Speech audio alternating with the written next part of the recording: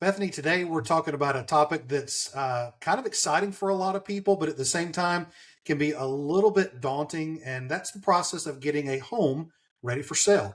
Now, you have spent your career helping people prepare their homes for sale, and so you've seen a lot, and you've been in a lot of homes, and so I thought it'd be a good idea today to kind of walk people through that process of what it actually means to get their home ready for sale. So my first question to you is, what does it actually mean to stage a home for sale? So, the very first thing I like to tell my clients when I walk into their home is first of all, you have a beautiful home. You've spent a lot of time and money putting it together in the way that works best for your family.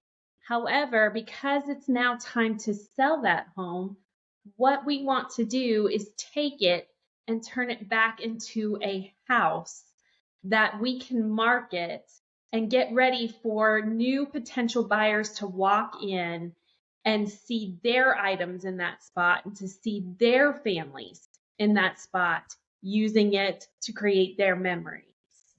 Very good. That Um, makes sense. it's important to understand in this process, it's not personal. It really isn't. And it can be, a lot of people will think sometimes, oh, she must not like the way I decorated, or she must not like the furniture I picked up. It has nothing to do with that at all. Again, you've set up your home for your family. Well, now we have to take that space and make it appeal to the largest group of potential buyers possible. And so please don't take it personal. I'm just using the knowledge I have of being in so many different spaces and also looking at so many different photographs of homes. And so I just want to make sure that we are creating a space that's going to appeal to the largest group possible. Very good. Now, Bethany, what are some of the things that you discuss with clients about getting their home ready for sale? I like to call it the 3Ds. That would be to deep clean, declutter, and depersonalize. And I know that sounds a little kitschy, but it helps everybody to understand that those are the three main things we try to stick to. So I'll start with deep cleaning. It's just a really good idea if you are getting your home ready to sell that you clean it really well. And it depends on however you want to do this. You could roll up your sleeves and get to work, or you can hire somebody to do it. It's however you want to handle that situation. But a good deep cleaning is going to allow people to walk in and just have a freshness about the home. And they're not going to be paying attention to cobwebs or smells or things like that. They're going to be able to walk in and just really appreciate the home. Then the next thing would be to declutter. Um, we all have our areas where we collect things. It just happens, especially nowadays with how busy families are. And so the best thing that you can possibly do is go through each room and then just decide, hey, have I used this in the past 6 months? No? Okay, well, then it's probably time to get rid of it. Again, you are going to be moving. That is the end goal in this. And so, why not just take the time right now as you're deep cleaning and you're setting up your spaces to go ahead and declutter? Just get ready so that you're not packing so much stuff from the old house and taking it to the new house. Let's just start fresh. And then finally, the last thing I like to tell my clients is to depersonalize. Again, sometimes this can be a touchy subject for people, but I'll just go back to the very first question we talked about, which is you're wanting to create a space where potential buyers can come in and see their own uh, items, their own furniture, and their family members in the space.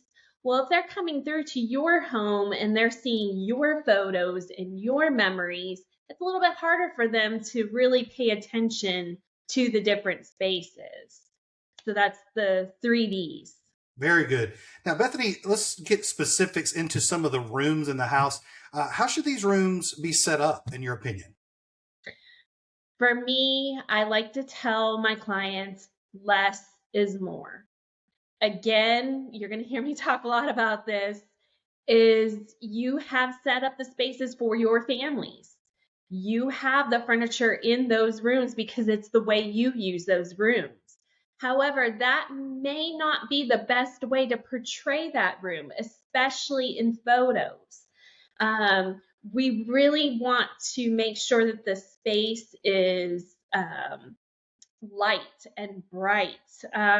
If you watched HGTV, a lot of people constantly use the term airy, and so less is more. If we can take out some of that furniture to make the room feel bigger, brighter, airy, it's going to appeal to a larger group of people, and they will be able to come in and not pay so much attention to your furniture, and they can then start to picture their items in that room. Very good. And then, of course, giving some examples of how you should set up some of your rooms. You want to make sure that each room has a distinct purpose. Again, I realize you've set up your home for your family and you use it a specific way, but they're going to have photos online of your home and of these spaces, and it will help a buyer to understand each purpose of a room if it's just set up for that one main thing. So, for example, if we're talking about bedrooms, make sure it's set up as a bedroom and nothing else. Have the matching bedding. Make sure it's clean and neat. Declutter, depersonalize. An office space. If you're using it as an office space, that means there should be nothing else in the room except stuff for your office, for what you're using your office for. Anything else should be taken away. Another area that tends to have multiple uses are bonus spaces or basement level areas. Try to pick two things that you mainly use the room for and set it up for those particular activities. So if it's a game room and a movie room, make sure that's what you mainly see in the space. Very good. Now, Bethany, what about the exterior of the home? How important is that when it comes to getting a home ready for sale? That is huge. The exterior of your home is the first impression buyers get of your home.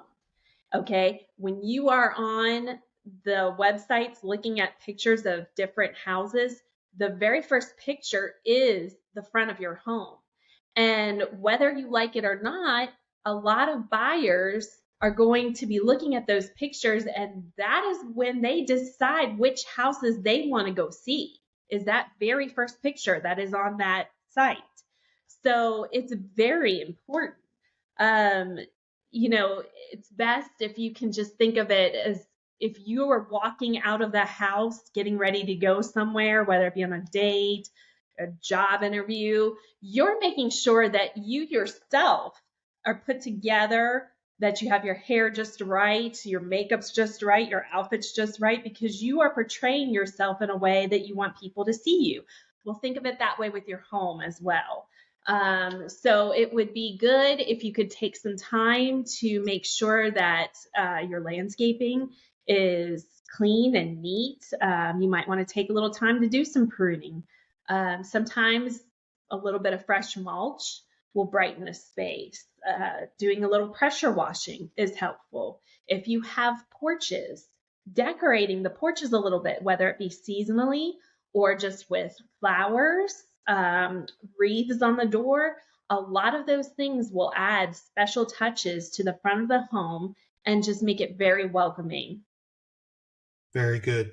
Now, Bethany, this can feel a little bit overwhelming to a lot of people as they're beginning this process. So, what's your final advice for people who might feel a bit overwhelmed by getting their home ready for sale?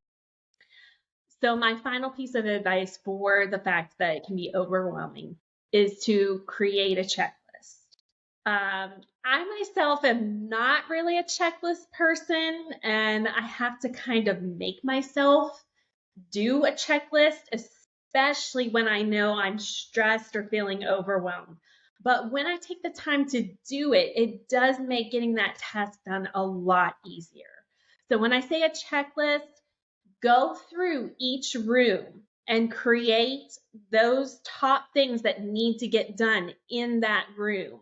And then that way you can just look at it, do your different things that you need to do, check them off, move on to the next room, which brings me to the next thing, which is very important. Take it one room at a time. Again, this is helpful for me. And, it's just, again, just a little tip from doing this over the years. If you have that checklist and you go to that specific space and you say, I'm not leaving this space till everything on the checklist is done, then you can mark that whole area of the house off. And it feels so much better. And it's like, oh, okay, all right, one room down, let's move on to the next one. And then finally, I'm here to help. Our team is here to help. We're not going to have you do this alone. We are here. We've done this so many times before, and we will help you get through this process.